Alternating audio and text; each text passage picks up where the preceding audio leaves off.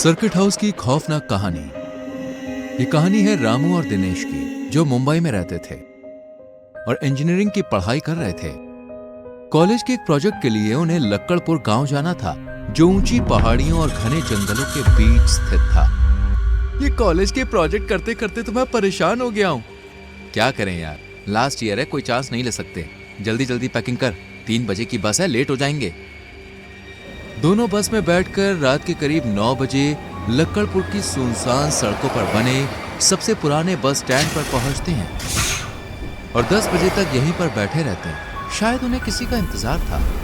ये सर्दी, मुझे तो बहुत ठंड लग रही है, कोहरा भी बढ़ रहा है। हमें कोई लेने आने वाला भी है या नहीं? कोशिश तो कर रहा हूँ यार, लेकिन फोन में नेटवर्क ही नहीं है। हे रामू, वो देख, कुछ लाइट सी आ रही है, शायद बल्ब चल रहा है और मेरे ख्याल से वहां कोई चाय की टपरी है। चले क्या? दोनों चाय की टपरी के पास पहुंचते हैं, जहां एक बूढ़ा आदमी चाय बना रहा था। अरे काका, 2 कप गर्मा गर्म चाय मिलेगी क्या? ठंड के मारे तो मेरी हालत खराब हो रही है। हाँ काका, जरा जल्दी 2 चाय बनाइए। क्यों नहीं बाबूजी, बैठिए, अभी देता हूँ। लेकिन आप दोनों इतनी रात को इस सुनसान सड़क पर अकेले किसी का इंतजार कर रहे हैं क्या? हाँ काका, हम एक काम के सिलसिले में शहर से आए हैं। कोई लेने आने वाला था, लेकिन आया नहीं। आपकी नजर में यहाँ कोई होटल या सस्ती सी धर्मशाला हो तो बताइए। हाँ, वैसे मुझे भी नहीं लगता कि अब कोई आएगा, और इस वक्त हम कहाँ जाएंगे? होटल और धर्मशाला दोनों ही यहाँ से कम 10 से 15 किलोमीटर दूर है। लेकिन हाँ, यहाँ से 1 किलोमीटर दूर एक पुराना सर्किट हाउस है। आप चाहे तो वहाँ जा सकते हैं। सही है, सर्किट हाउस ही चलते हैं। रामू काका को चाय के पैसे देता है और फिर दोनों सर्किट हाउस की तरफ चल देते हैं। चारों तरफ घने ऊंचे ऊंचे पेड़ थे और सड़क पर अंधेरा। दोनों टॉर्च की मदद से आगे बढ़ रहे थे। तभी दिनेश को लगा जैसे मानो कोई उनका पीछा कर रहा है। क्या हुआ? पीछे क्यों मुड़ा? मुझे लगा जैसे हमारे पीछे पीछे कोई आ रहा है। टक टक और धीमे धीमे कदमों की आवाज, कुछ ऐसा महसूस हुआ क्या? हाँ, तुझे भी लगा ना? हाँ लगा, पर होगा कोई हमारी तरह?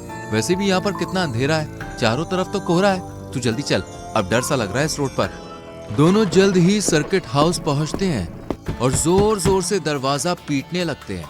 अंदर से आवाज आती है, आ रही हूँ, दरवाजा तोड़ ही दोगे क्या? अंदर से एक 90 साल की बूढ़ी दादी हाथ में लालटेन लिए झुकी हुई कमर के साथ दरवाजे पर आई। कहिए, क्या मदद कर सकती हूँ आपकी? दादी, हम शहरी हैं, कुछ काम से आए थे, अभी कोई ठिकाना नहीं है। क्या हम यहाँ पे आज रात रुक सकते हैं? ओह, मुसाफिर हो? हाँ हाँ, क्यों नहीं, आओ आओ, अंदर आओ। पूरा सर्किट हाउस धूल मिट्टी से भरा हुआ था, जिसे सालों से किसी ने सफाई ना की हो। दिनेश, मुझे तो यहाँ पे डर लग रहा है। देखना, ऐसा लग रहा है जैसे सालों से सर्किट हाउस बंद था। चुप कर, अब हमारे पास कोई और ऑप्शन नहीं है।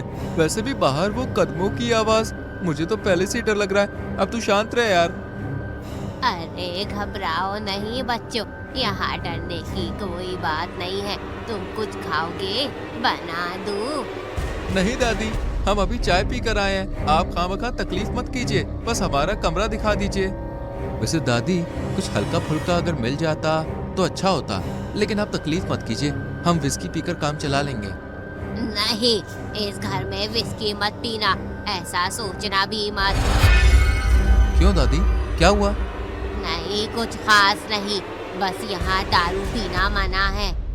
इसके बाद दोनों अपने अपने कमरे में चले जाते हैं और बूढ़ी दादी के मना करने के बाद भी रामू 2-2 पैग लगाकर बची हुई बोतल टेबल पर रखकर सो जाता है। रात के तकरीबन 3 बजे रामू को कमरे में एक आवाज आती है। ये क्या हुआ? अरे ये बोतल, ये कैसे गिरी? लगता है किसी बिल्ली या चूहे ने गिरा दी होगी। ओ नहीं, वो दादी कहीं मुझे सुबह सुबह लेक्चर न देने लग जाए।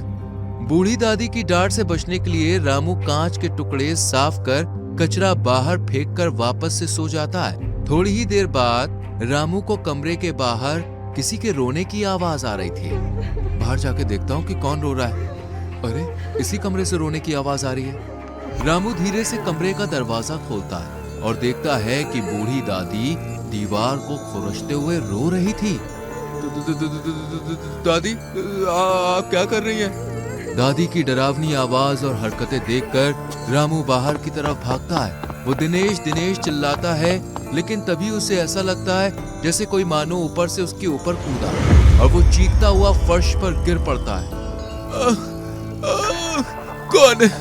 कौन है? मुझे दर्द हो रहा है।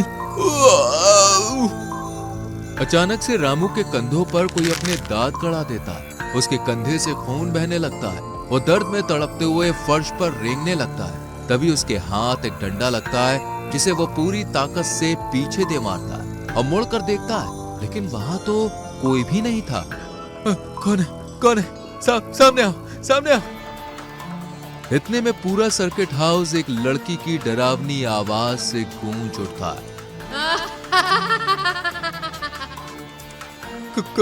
कौन है? इतने में रामू के कंधे पर कोई हाथ रखता है और जब वो पीछे पलट कर देखता है तो वहां एक लड़की खड़ी हुई थी। उसके बाल पूरी तरह से बिखरे हुए थे, आंखें लाल हो रही थी, बदन पर फटे पुराने कपड़े थे जो मिट्टी से सने हुए थे, मुंह और दांतों पर खून था और लगातार मुंह से खून की लार बह रही थी। कौन है तुम? क्या चाहिए? दिनेश कहाँ है दिनेश? तुम्ही ने मुझे काटा, लेकिन क्यों? तुम नहीं बचोगे। रामू पूरा जोर लगाकर सर्किट हाउस से बाहर की तरफ भागता है, लेकिन दरवाजे पर वही बूढ़ी दादी उसे डरावनी हंसी हंसते हुए देख रही थी।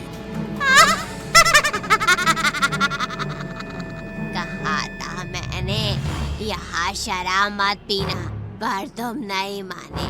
अब तुम्हें कोई नहीं बचा सकता। रामू को कुछ भी समझ नहीं आ रहा था, लेकिन तभी उसकी नजर एक टूटी हुई खिड़की पर पड़ी और वो उसमें से कूदकर बाहर सड़क पर निकल गया। रामू तेज कदमों से भाग रहा था, उसके कंधों से लगातार खून बह रहा था। रामू को वही चाय वाला दिखा और वो उसके पास पहुंचा। काका, प्लीज मुझे बचा लीजिए काका, प्लीज प्लीज। क्यों सरी बाबू, डर रहे हो? अब डरने की जरूरत नहीं। इतना कहते ही काका का चेहरा भी एक डरावनी और भयानक शक्ल में बदल गया। मैं मरना नहीं चाहता। नहीं। रामू फिर से भागना शुरू करता है, लेकिन वो इतना जख्मी था कि बीच सड़क पर बेहोश हो गया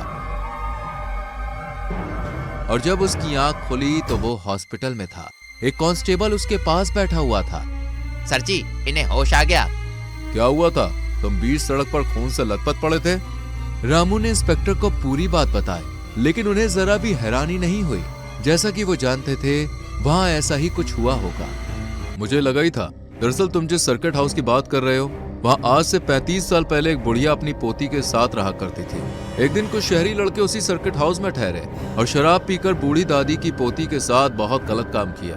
जब दादी ने उसे बचाने की कोशिश की तो उसे भी मार दिया। उस दिन वो दोनों मर गए, लेकिन उसके बाद से उस सर्किट हाउस में ऐसी अजीबोगरीब घटनाएं होने लग गई। खुशनसीब हो तुम जो तुम बच के आ गए। लेकिन वो चाय वाला, उस बूढ़ी दादी और उसकी पोती के लिए कानून से लड़ने वाला कोई नहीं था, तो उस चाय वाले ने ही पुलिस पे केस किया, कोर्ट के चक्कर लगाए, लेकिन आखिरी हियरिंग पर वो पहुंचा ही नहीं। उससे पहले ही उसका एक्सीडेंट हो गया और वो मारा गया, और ये करीब 33 साल पहले हुआ था। तब से वहां कोई चाय की टपरी है ही नहीं। मेरा दोस्त भी था वहां, दिनेश। वो कहाँ है? आपने ढूंढा? कहाँ है वो? लक्कड़पुर का वो सर्किट हाउस पिछले 35 साल से बंद पड़ा है। जो भी वहां रात बिताने जाता है या तो वापस नहीं आता या फिर तुम्हारी तरह बेहोश या घायल हालत में मिलता है, लेकिन उनके साथ कोई दूसरा नहीं होता। रामू को विश्वास नहीं हुआ। उसने जिद की कि दिनेश को ढूंढा जाए। पुलिस ने उसकी बात मानी और सर्किट हाउस में खोज शुरू की। पुलिस टीम वहां पहुंची। अंदर का मंजर वैसा ही भयानक था। धूल, टूटी हुई दीवारें और कोने में झूलती लालटेन, लेकिन उन्हें दिनेश का कोई सुराग नहीं मिला। तभी एक कांस्टेबल ने एक पुराना फोटो एल्बम निकाला। उसमें 35 साल पहले सर्किट हाउस के आखिरी मेहमानों के फोटोज थे। रामू को जब वो फोटो दिखाया गया तो उसकी चीख निकल गई। फोटो में वही बूढ़ी दादी और उनकी पोती खड़ी थी और उनके बीच में दिनेश का चेहरा साफ दिख रहा था, ठीक वैसा जैसा उसने आखिरी बार देखा था। पुलिस अधिकारी ने गंभीर आवाज में कहा, ये तस्वीर 1979 की है। तुम्हारे दोस्त को शायद अब कोई वापस नहीं ला सकता। रामू हताश होकर रोने लगा। उसकी आंखों में डर और पछतावे का सैलाब उमड़ पड़ा। तभी उसने दीवार पर एक संदेश देखा, जो सर्किट हाउस आता है वो सदा यहीं रहता है। कहानी यहीं खत्म होती है, लेकिन रहस्य और डर बरकरार रहता है।